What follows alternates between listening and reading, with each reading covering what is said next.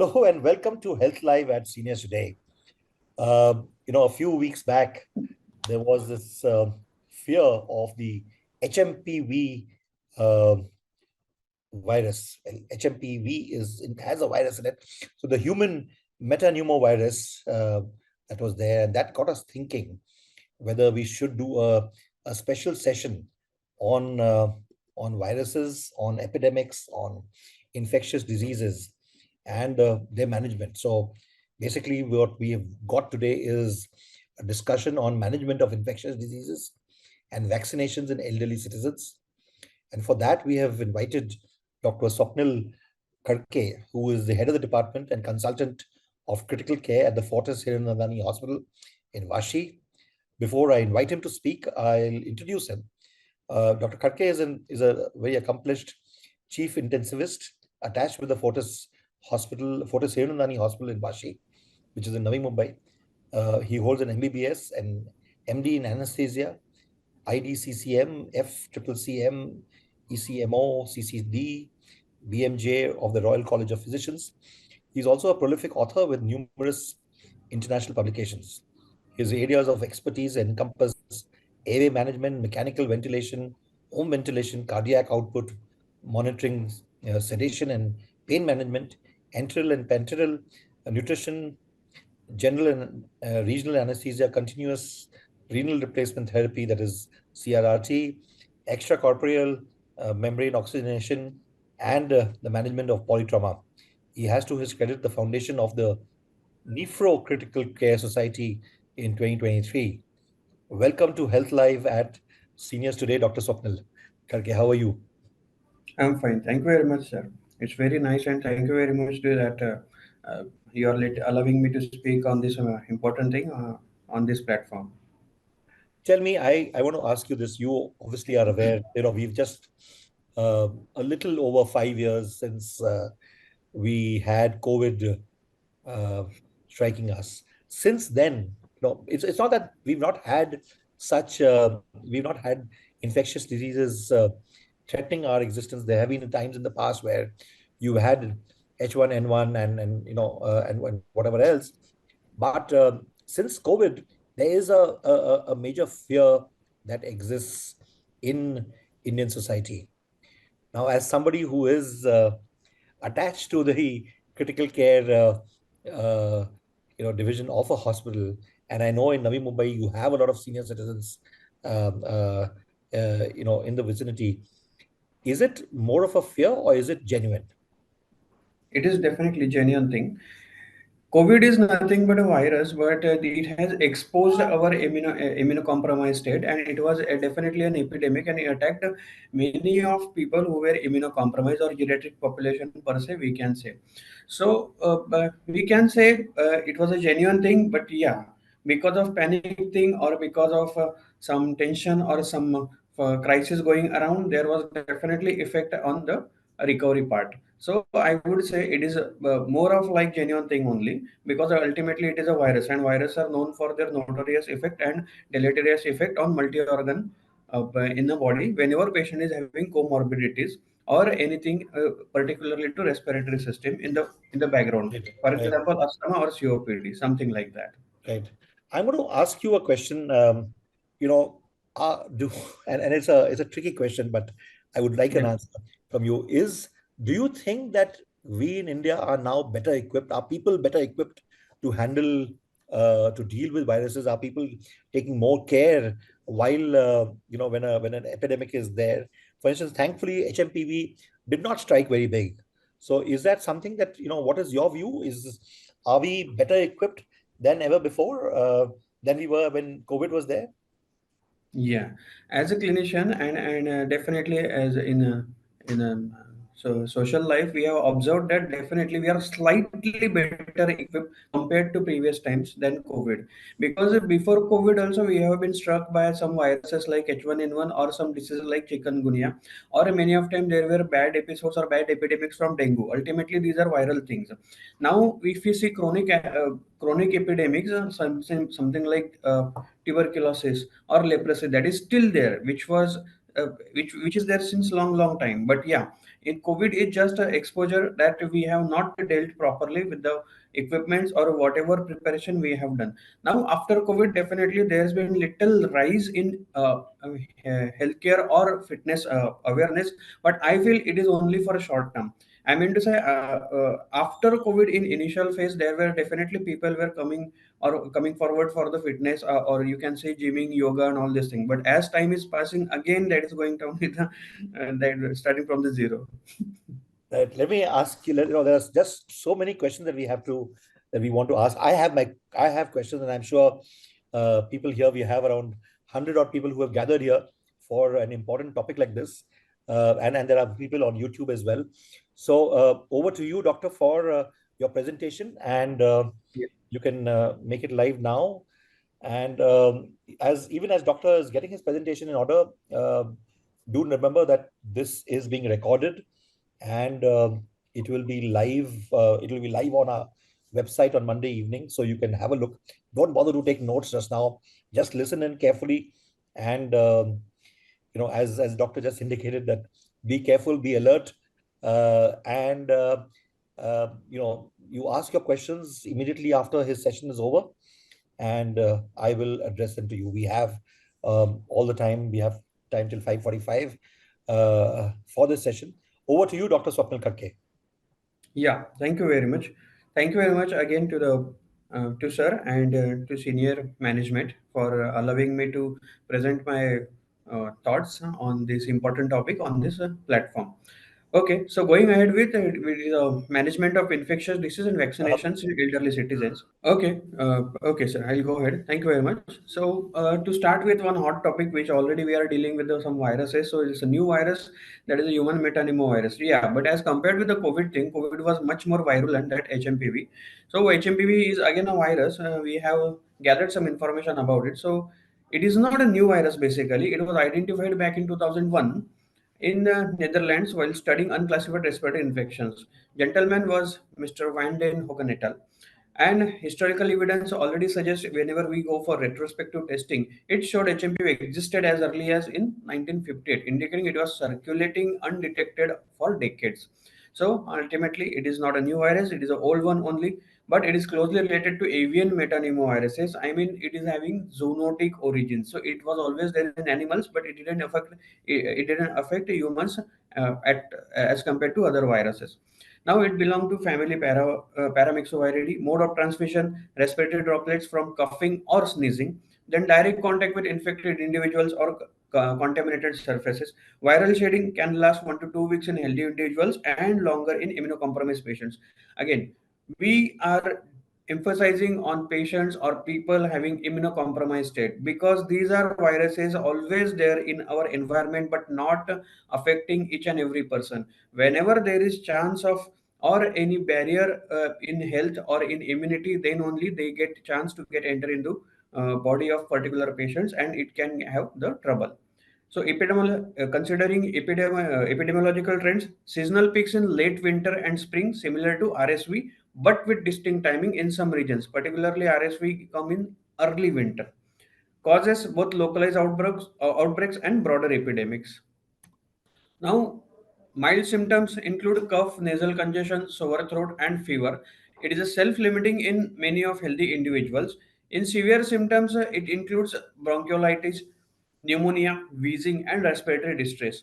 Cyanosis and hypoxemia in advanced cases, definitely there are very few cases those are leading towards severe thing or life-threatening thing. But yeah, as we have mentioned, it is a self-limiting. It all depends on the immunity of particular person or patient. Complications, acute respiratory failure, exacerbation of asthma or COPD.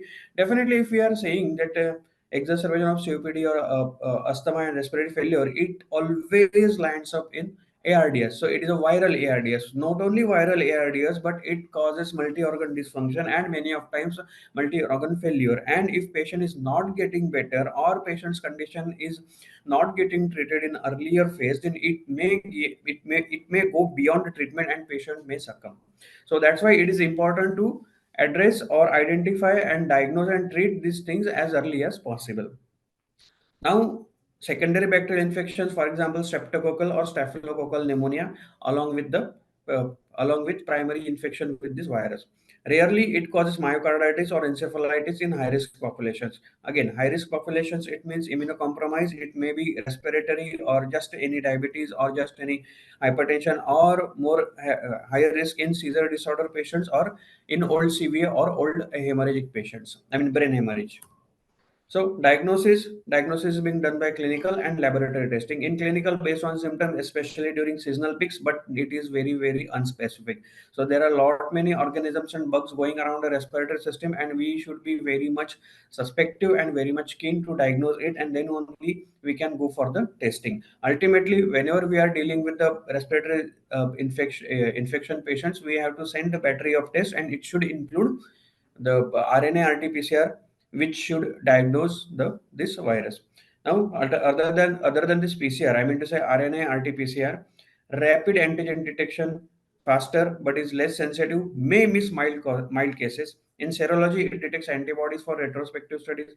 Imaging, yes, chest X-ray, bilateral infiltrates, or hyperinflation in severe cases. CT scan for complicated and atypical presentations. CT scan can help, but it might not be that much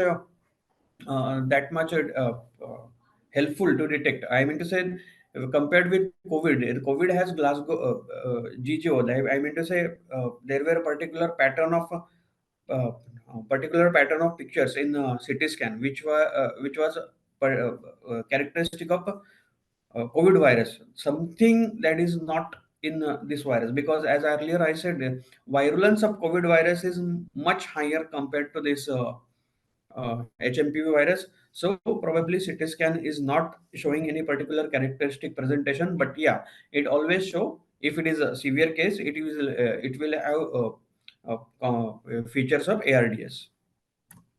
Now, population at risk: children and elderly and immunocompromised individuals. Children, yes, leading cause of bronchiolitis and pneumonia in children under 5 years. Probably this is something age group where immunity is not being built compared to adult one, or not particularly not being at of, uh, peak of the immunity, especially severe in premature and low birth weight infants. Elderly people are very much vulnerable due to winning immunity and comorbidities. Immunocompromised individuals, particularly cancer patients, transplant patients, and those with HIV or AIDS, are at higher risk of severe disease and prolonged viral shedding. Whenever we are seeing transplant patients or HIV or AIDS, there is definitely other viruses like hepatitis B or hepatitis C, and these viruses also contribute to immunocompromised state, and these population are again vulnerable to catch this infection. Treatment, definitely supportive therapy, oxygen therapy for hypoxemia, mechanical ventilation for respiratory failure, IV fluids for dehydration. So whenever we are saying IV fluids and for dehydration, then there is a high risk of fluid overload in lungs, and we have to take care of not only taking care of dehydration, but we should not allow the fluid overload in the lungs. I mean to say, whenever we are dealing with ARDS, that is something sepsis. For sepsis, dehydration is the main component, and we have to treat dehydration, but at the same point of time, fluid overload should be avoided wherever it is possible. Or just a similar, there is a small protocol, what we call it ROSC. ROSC is resuscitation, optimization, and stabilization and evacuation. So first of all, whenever we are dealing with sepsis or ARDS, patient might be in lactic acidosis, or simply dehydration state. At that point of time, we have to treat the acute cause, and whenever patient is getting better or patient is on recovery path, at that point of time, we have to go ahead with the evacuation phase after stabilization. So next, antiviral research, ribavirin. They are saying ribavirin has a limited effectiveness in experimental settings, but yeah, there is no guidelines yet saying ribavirin is drug of choice. It is just a drug which is showing limited effectiveness, or it can be drug of choice in future after research. I mean to say, there's more lots of research and studies being required. Now, monoclonal antibodies, again, these are under study targeting the F protein. F protein is something which is which is the main part of mechanism of action of this virus. Corticosteroids sometimes used for airway inflammation, but evidence is non-conclusive. Whenever we are dealing with corticosteroids or any kind of steroid in any kind of therapy, it is always considered as a double-edged sword, because Whenever we always say it is a wonder drug, it always reduces the inflammation, but at the same point of time, in severe patients, it can contribute to immunomodulation or immunosuppression and worsening of current or super infection, and it always opens window for another super infection, particularly another bacteria who are very much virulent, but they don't come in picture again and again. They get entry in the body whenever there is immunocompromised state, particularly after administration of steroids. Now, preventive strategies, nothing new. It is very, very basic. Any person, any layman person, any illiterate person can have these pharmacological interventions. So it is very basic thing. Frequent hand washing, very important thing. Mask wearing, especially in crowded or healthcare settings. Regular cleaning of high touch surfaces. Avoiding close contact with symptomatic individuals. This is very basic thing everyone should know, and there is no particular vaccination till date. They are saying candidates targeting F protein are in advanced clinical trials, but it is not something proven, and there is no vaccination yet for hMPV virus. But yeah, prevention is always and always better. So frequent hand washing, mask wearing, regular cleaning of high touch surfaces, avoiding close contact with symptomatic individuals, very basic thing. Immune response, so primary immune response and reinfections. Primary response is neutralizing antibodies primarily target the F protein. Cellular immunity, T cells plays crucial role in clearing the viruses. There is most common scenario in virus infection. Reinfections, it's common, suggesting incomplete or short-lived immunity. Reinfections are usually milder due to partial immunity. So many of times we are seeing patients having lot many times with running nose or cough and having in each and every season. So here again, it is a virus, something like uh, partial immunity. So next time, whenever patient is getting infection, it may be milder because there is a partial immunity. But that is an incomplete and short-lived immunity. So patient might have again and again infection of same thing, particularly each and every season once. So comparison with respiratory syncytial virus, that is RSV. Seasonality, I already said, it is a late winter to early spring. hMPV and RSV fall in early winter. Severity, hMPV severe in high risk groups. RSV is more severe in neonates and young infants. Reinfections, hMPV common but milder. RSV common reinfections. Immunity wins quickly. Diagnosis, PCR, antigen test, similar testing for RSV. Also vaccination availability. No vaccine available for hMPV. RSV vaccines now available for certain groups. Again, RSV and hMPV comparatively weak is always good to read that RSV has vaccination better than hMPV. But in both the cases, vaccination are not effective and not that effective and not foolproof 100% efficacy. So management of infectious disease and vaccination in elderly citizens and Indian perspective.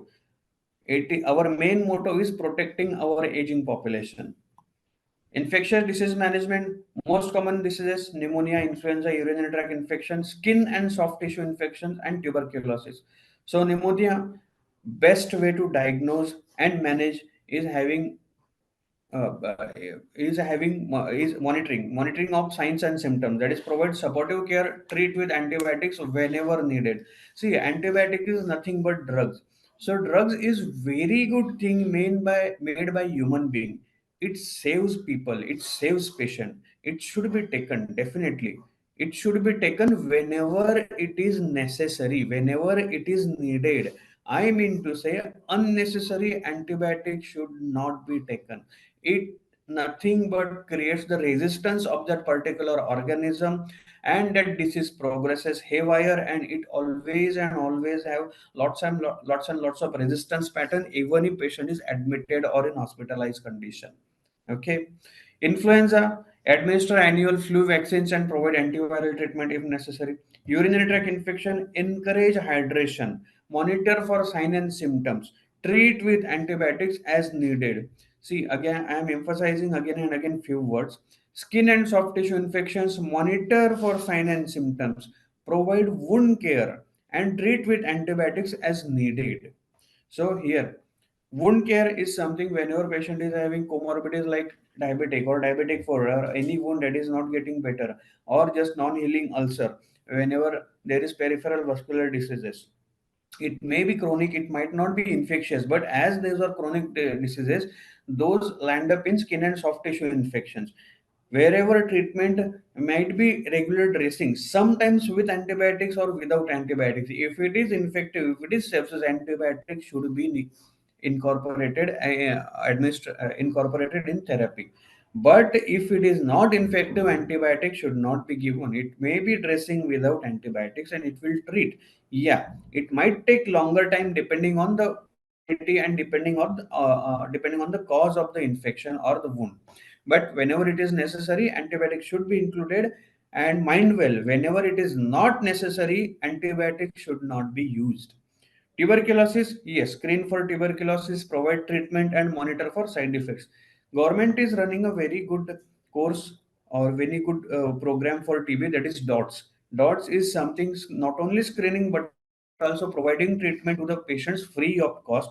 In fact, lots of government setups are there for TB. I mean, those are exclusive TB center where care is to be delivered at free of cost or minimal cost. Now, antibiotics, antibiotic resistance, One Health and control. This is very big problem in our Indian scenario, as we are having lots of access to antibiotics over the counter without any prescription, and that's what was exposed in COVID-19, or you can say when it was peak of chikungunya, or it was peak of H1N1. I mean to say, these are viruses, these are we getting antivirals whenever needed, or without antivirals also people were getting treated. But with this treatment, lots of antibiotics were delivered. In fact, nowadays also, whenever patients are in peripheral settings, whenever patients are getting admitted or uh, patients are getting medicines by their own over the counter, they are facing challenges from the resistance pattern. This is nothing but overuse of antibiotics. So this is the cycle: antibiotic, antibiotic resistance. One Health is something which we can do and control antibiotics a prescription. So it's nothing but uh, coming over or coming over from the resistance pattern. Now, vaccination recommendations, particularly in India, pneumococcal vaccine recommended for people over 65 years old. Human papilloma virus recommended for people between ages 9 and 26. Zosters, that is shingles, recommended for people over 60 years old. Now, DPT, that is diphtheria, pertussis, tetanus, they have got different name also in the market, and government is also propagating other names of DPT, that is recommended for people over 19 years old. MMR is measles, mumps, rubella, recommended for people between ages 19 and 60. Influenza recommended for people over 50 years old. Hepatitis A recommended for unvaccinated travelers over 1 year old. Hepatitis B recommended for adults over 18 years old, including boosters whenever necessary. Now, what are the problems in geriatric population? In spite of being lots of schedule of this vaccination, we are dealing with lots of comorbidities, and where these uh, vaccinations are not being delivered, or whenever patient is having some trouble with any of particular system. Okay, sorry for trouble everybody, it is just a technical glitch. Okay, we will finish it first, this initial part. So it was about the hMPV virus. So it is not a new virus, it is older one. So it is a transmission, I mean mode of transmission is more or less same for the all the respiratory viruses, that is respiratory droplets or coughing, sneezing, and direct contact with the individuals or contaminated surfaces. Now, viral shedding can last 1 to 2 weeks, and epidemiological trends, those are seasonal. I mean to say late winter and spring, similar to RSV. But yeah, RSV is with little bit distinct timing. I mean to say initial winter. Now, there are localized outbreaks and broader epidemics. Now, there are symptoms. I mean to say milder symptoms or severe symptoms, where most commonly it is milder symptoms like cough and nasal congestion, and it is many of times self-limiting. But in severe symptoms, it includes bronchiolitis, pneumonia, wheezing, and respiratory distress. Sinus and hypoxemia in advanced cases, definitely, and it may land up in complications like acute respiratory failure, that is ARDS, particularly when patient is having comorbidities regarding respiratory system, asthma or COPD, something like that. And whenever we are dealing with this acute or severe complications, particularly ARDS or in older immunocompromised patients, then there are a lot many secondary bacterial infections like streptococcal or staphylococcal pneumonia or any other gram-negative viruses, gram-negative bacteria also. Whenever there is other comorbidities about the heart, so patient may end up in myocarditis or in brain-related encephalitis in CNS patients too. So diagnosis based on symptoms, it is a clinical judgment, and in laboratory testing, it is a viral detection with the help of RNA RT-PCR. That is, and imaging wise, we can take help of X-rays and CT scan, but in CT scan there is no characteristic pattern compared with the COVID, because in COVID there was GGO, that is ground glass opacities on the CT scan, which is characteristic of COVID, but in this hMPV virus, there is no such characteristic thing. But yeah, ARDS pattern will always be detected on CT scan. On X-ray, there are bilateral infiltrates or hyperinflation in severe cases. Population at risk, children and elderly, because in both the cases, there are a lot many times there are immunocompromised in children. There is no build up or no building of immunity at its peak. In elderly, many of times there is winning of immunity or comorbidities, and it may end up in immunocompromised individuals like cancer patients, transplant patients, HIV/AIDS, or any other risk of like hepatitis B or hepatitis C. Now, treatment, there is no such antiviral medicine. Even if they are saying ribavirin, it might be a drug that is not a drug of choice in today's date. Supportive therapy is the best therapy for such thing. Oxygen therapy for hypoxemia, mechanical ventilation for respiratory failure, or ARDS, IV fluids for dehydration. Now, whenever we are dealing with IV fluids for dehydration, we have to make sure that patient should not land up in fluid overload. So, treat the acute phase, I mean to say acidosis or lactates, or there is multi-organ involvement, particularly kidney, then definitely we have to go for hydration. Not only counter the dehydration thing, but hydration thing is going to take care of acute phase of acidosis and kidneys. After that, definitely we can take care of fluid overload. If it is not taking, if it is not getting better with medical management, we can go ahead with dialysis also. Now, corticosteroids as a therapy, as a part of a important part of the therapy, but whenever we are saying corticosteroids are for airway inflammation, but evidence is non inconclusive. That's what they are saying, because corticosteroids are always a double-edged sword. It is not only reduces the inflammation but also modulates the immunity or suppresses the immunity and opens the window for other infection or other bacteria or viruses or super infection can be there.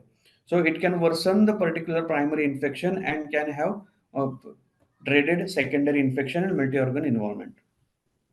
Now, prevention strategies, most important thing, non-pharmacological intervention, that is a basic thing everyone can do. No literacy is required, no training is required for this thing. Frequent hand washing, mask wearing, regular cleaning of high-touch surfaces, avoiding close contact with symptomatic individuals. Vaccination, there is no particular vaccine. Immune response in the common thing with viruses, that is T cell cellular immunity. Reinfections common with these viruses, but it is short-lived immunity. No memory cells are working that much effectively. So reinfections are there, but there is a partial immunity. So milder infections whenever patient is having reinfection, those will be milder ones. Then comparison with RSV, as I earlier said, seasonality, this is late winter to early spring, and RSV fall in early winter. hMPV is severe in high risk group. RSV is more severe in neonates and young infants. Reinfection hMPV are common but milder. In RSV, those are common and immunity wins quickly. PCR antigen test for hMPV diagnosis, similar testing for RSV also. Vaccination, no vaccine for hMPV, but RSV having some vaccines, but those are also not that effective. But yeah, in some areas those are available over there.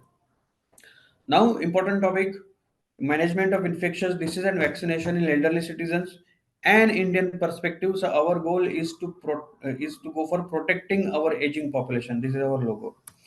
Now, infectious disease management, there is pneumonia, influenza, urinary tract infection, skin and soft tissue infection, and tuberculosis. These are the most common things in elderly. So we have to be very suspicious in terms of signs, symptoms, clinical features, and do as possible as whenever it is necessary, do all the battery of tests and start with antibiotics. Mind well, antibiotics are a very good thing made by human beings that should be taken whenever it is needed. It should be taken whenever it is only needed.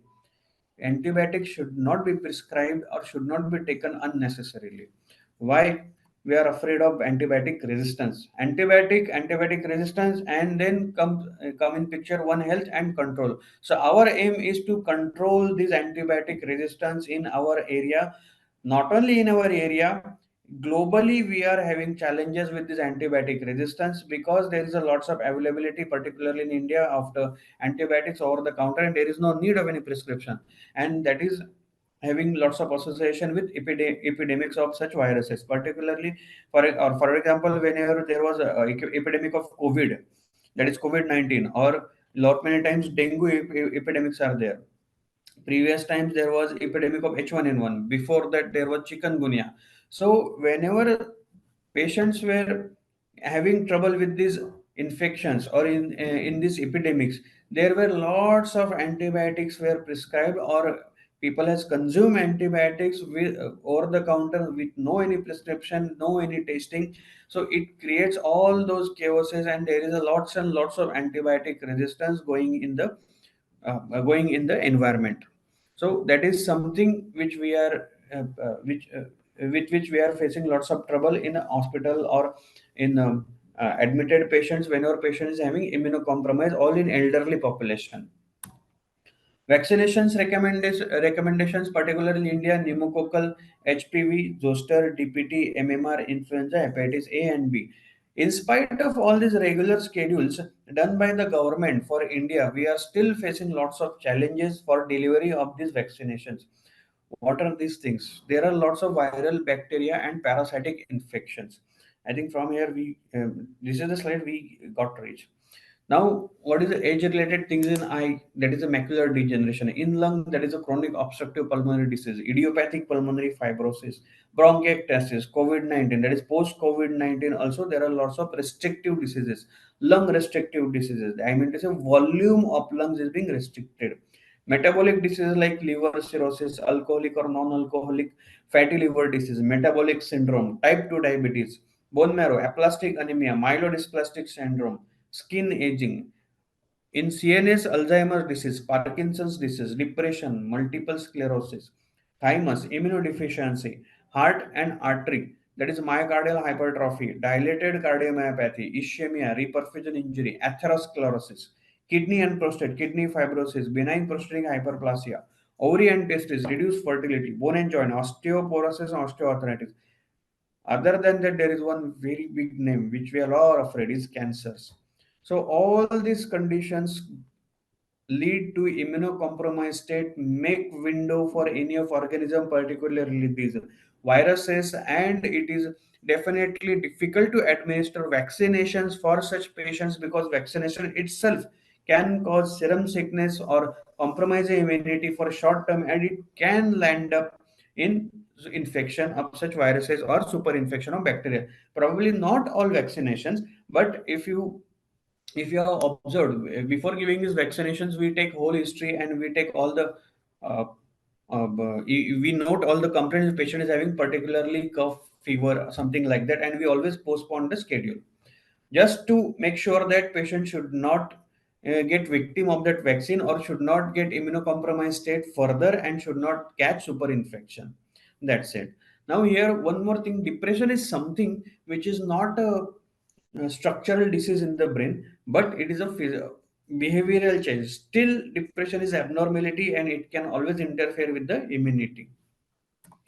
Now, protect others from getting sick. That is nothing but emphasizing on prevention. That is when coughing and sneezing, cover mouth and nose with flexed elbow or tissue. Throw tissue in closed bin immediately after use. Clean hands with alcohol-based hand rub or soap and water after coughing or sneezing and when caring for sick. This is this is very important. This is very basic thing. No any special therapy, no any special treatment, no any special training is required for this knowledge. It is just nothing but cleaning, or throwing whatever closed, throwing tissues or something uh, for clothes or something used for the coughing or sneezing. That's it. Challenges and considerations we have already seen, but it will again more elaboration. Age-related changes, decreased immune function, chronic health condition, or polypharmacy. Comorbidities, that is manage underlying health conditions such as diabetes, heart disease, lung disease. With this management of comorbidities, there is always chance of lapsing or indiscipline of further behavior, and patient might not be encouraged for this vaccination, or patient might not be that much aware, or patient might be just a burnout of all these therapies. That is highly possible whenever we are dealing with comorbid conditions. Cognitive impairment, consider cognitive and functional limitations when developing care plans. Vaccine hesitancy, address concern and misconception about vaccines. This vaccine hesitancy is somewhere uh, failure of our system. I mean to say it is our failure. Why I'm saying? Because it is our duty to educate all those populations who does not belong to medical thing, or probably those are not literate population. So this is something which we should emphasize on education and awareness of people, because this is something reversible thing or controllable challenge. Vaccine hesitancy is nothing but all the myths and all the myths and misconceptions should be cleared. That is just about the education. It is not needed to go in school or college. It is just awareness programs should be run by the society, or should be run by the government or NGOs or whatever. But somewhere down the line, we should encourage all those programs just to remove this hesitancy and clearing the myths and misconception. Now, health and illness. In geriatric population, that is a decline immunity, immunosenescence, inflamming and dysregulation. Fertility again contributes to decline immunity, that is physical deterioration, cognitive decline, weakened resilience. Elderly infections contain particularly influenza, pneumonia, shingles, again frailty and decline immunity. Vaccine response might be reduced even after a patient is getting vaccination for this thing. Frailty is something which might not be tested in any lab. It is always a clinical judgment, or in day-to-day life we can understand what is frailty. Life course, early life infections, growth and development, early life vaccinations, lifestyles, and chronic diseases. So, chronic diseases is something which always, many of times, it might go hand in hand whenever age is rising or age is on the higher side. But yeah, if we are taking care of our health, I mean to say preventive strategies, just not getting infection or focusing on our health or lifestyle changes, then definitely we can avoid this thing. It is not a 100%. Uh, there is nothing 100% that we will never allow any disease to happen. But yeah, minimization of severity or life-threatening events can be minimized with our lifestyle changes. Now, in interdisciplinary collaboration is always needed. Healthcare providers, that is collaborate with physicians, nurses, other healthcare professionals. Caregivers educate and support caregivers in infection prevention and control. Family members encourage family members to participate in care planning and decision making. Somewhere in Indian population, it is a good thing that we have got lots of family members in family. Oh, bad thing, many of family members not being taken care by everybody else. I mean to say, whenever there is good family importance, each and every member is having good importance, equal importance, then definitely this problem should be taken care. I mean to say, whenever we are having some elderly people or immunocompromised people in our family, they should get uh, encouragement and proper planning and decision making for these vaccinations. Conclusion: there is always need of stepwise and consistent efforts can successfully implement adult vaccination programs in country. Assess immunization status, recommend relevant vaccines, administer vaccines, and document vaccines received by patients in state vaccines registries. Set up adult vaccination centers to increase access to vaccines. Set up mobile vaccination vans to administer vaccines, especially in the remote areas. Discuss importance of adult vaccination and build a strong business case to implement same with hospital management. Identify person in charge of center after discussion with leadership. Develop materials and strategies to promote vaccination, including CMEs and webcast and hospital setups and cascade meetings at different institutions with support of HCPs, healthcare professionals. Collaborate with different stakeholders, including government and insurance companies, to address current barriers and help find potential solutions. So it is not always only government's responsibility. Each and individual's responsibility to participate or encourage these activities just to take care of our elderly population, not being victim of these viruses. That's it. In the end, I am very much thankful to all my team and this incredible facility from senior, and ultimately I appeal for world peace. Thank you very much. Thank you very much. I'm sorry, uh, just that I got a little caught up with something else, and I didn't notice the screens and a lot of messages coming that. Oh, Uh, that's okay. Our uh, population, sorry, our targeted audience has a privilege to hear it twice. Absolutely. Um, Doctor, there's a question from Sunita Verma who Yeah. asks a question. People who had COVID earlier, can they get hMPV or are they immune to it? Yes, they can get hMPV, definitely. Even if you consider COVID also, they can get multiple times infection. But yeah, immunity-wise, in COVID, infection might be severe or milder in next time. That was very much troublesome to understand. But in hMPV, whenever we are getting secondary infection or hMPV infection on reinfection basis, then that time infection might be milder one. That is highly possible. Right. You have, of course, spoken about antibiotics, etc. And there's a question which has been asked about which is the most appropriate antibiotic.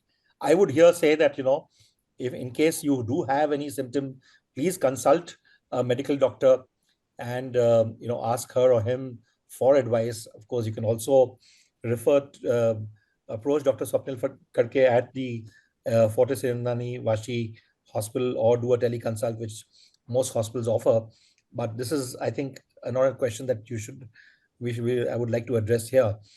Um uh, Doctor, there's a question from Rashmi Verma. Even at being at home, now we can get infection or virus.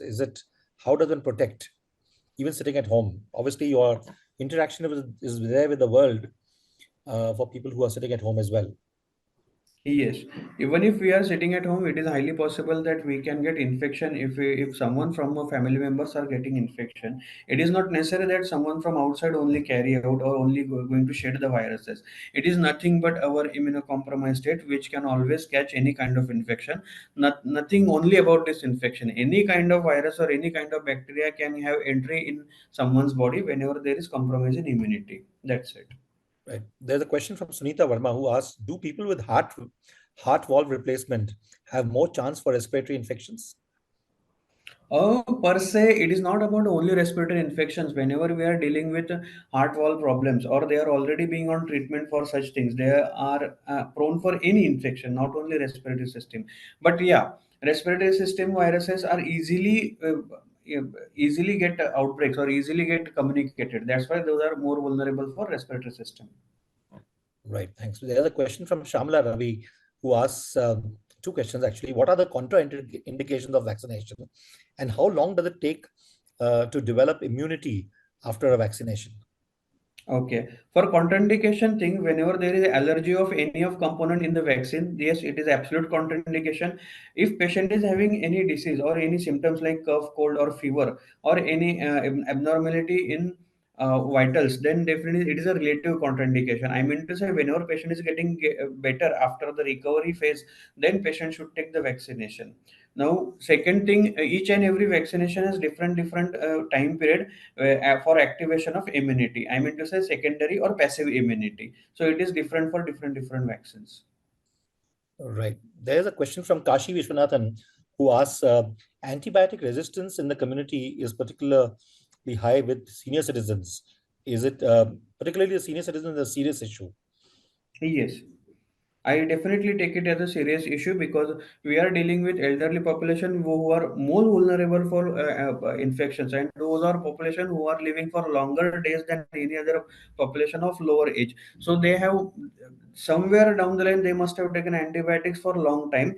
If it is there, then definitely it is a serious problem because they can land up in a resistance pattern of antibiotic. That's why. There's another question which has come in again from Sunita Verma. Can use of public washrooms, toilets, add to the chance of getting these infections?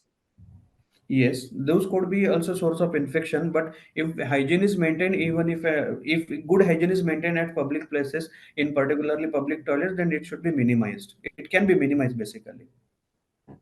There's a question from Radha who asks, is HSCRP high a serious issue? How does one prevent or remedy for this?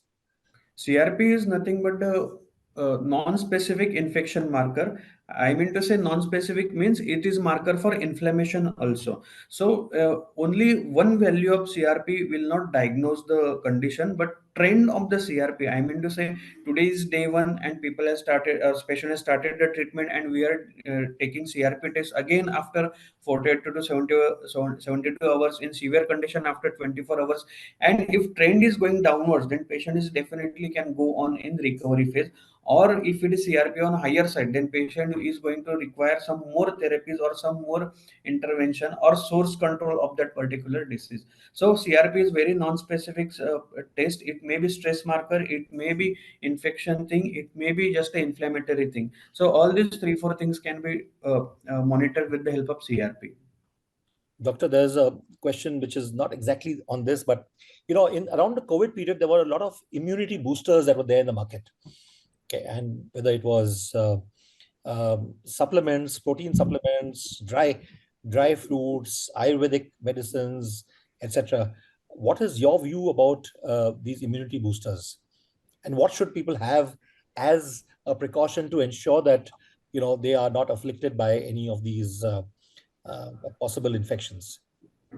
Starting with multivitamins. Multivitamins are best boosters. Whenever there is no contraindication, we can always take multivitamins. So B complex and vitamin C, most commonly used vitamins. Whenever we are dealing with bone, calcium and vitamin D also can be used.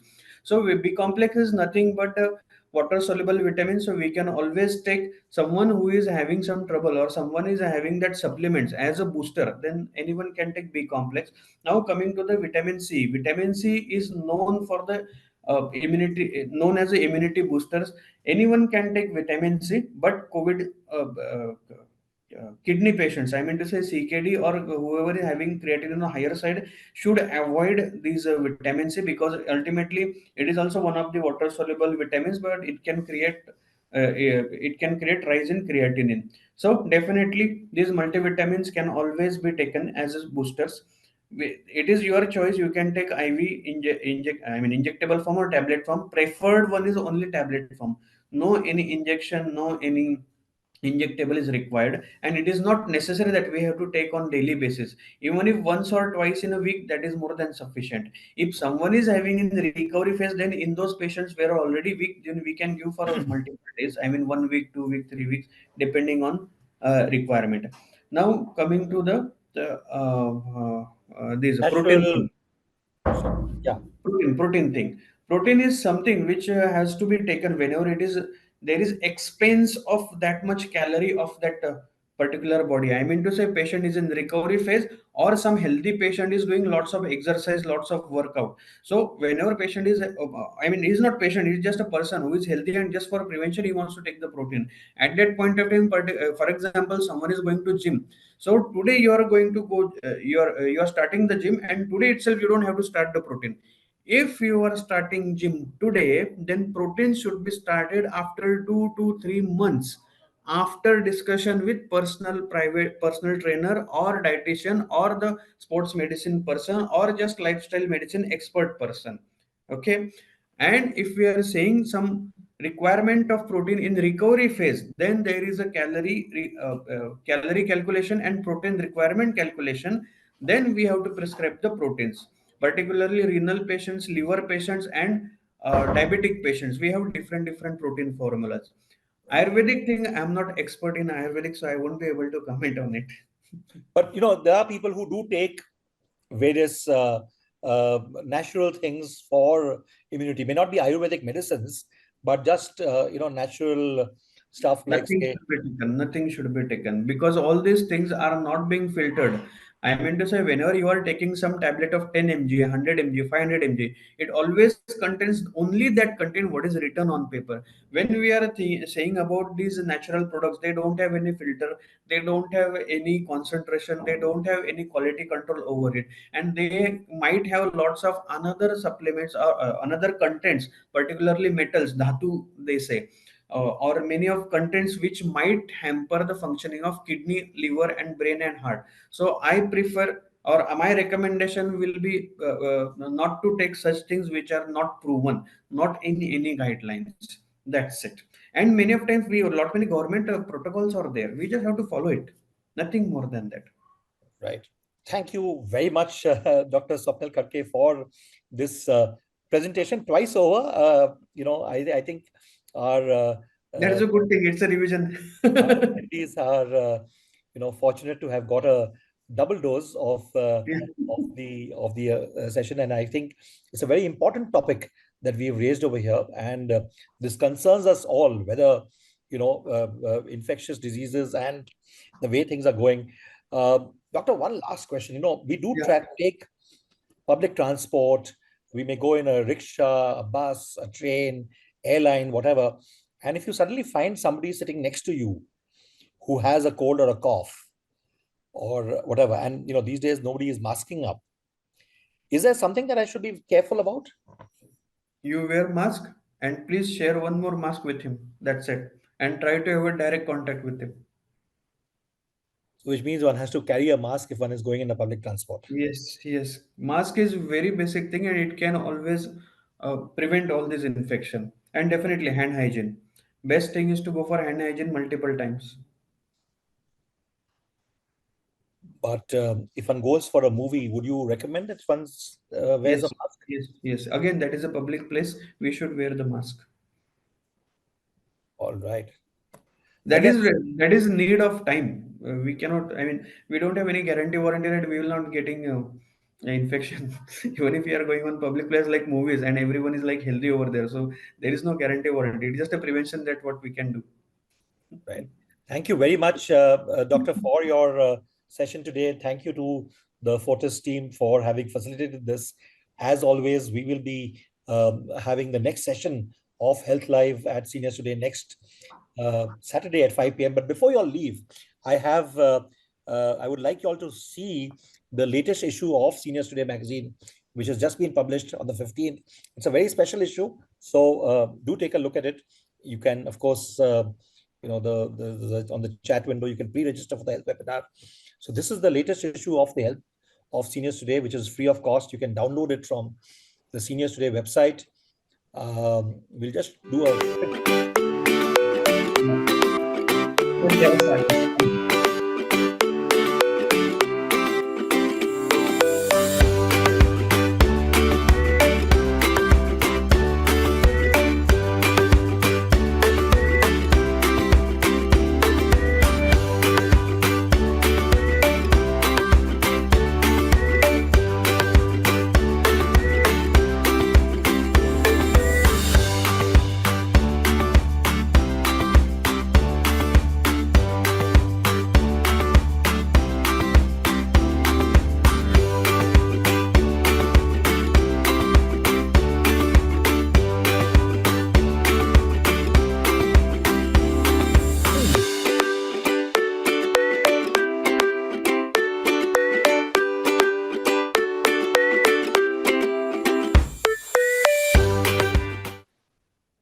So even if I say it myself, a great mix of articles. This is our annual list of the top 50 influential uh, uh, influential people in the country.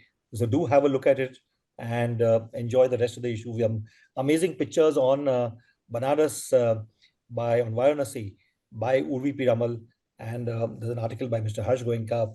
And those of you who are interested in trivia and history of films, there's a best of 1975 that is there. 1975 had some amazing films that were released, including Sholay and Diwar, etc. Sholay. 1975, you said Sholay. Great. So have a great weekend and thank you very much. And mask up, as Dr. Khadake has suggested. I know it's a little difficult to do that, but pull out your masks from wherever they're kept or buy a new stock of masks. And if you're going into a public transport, as he suggested, take one or two or more and ensure that you are safe. Thank you very much. Thank you. Thank you very much, sir, again. Thank you.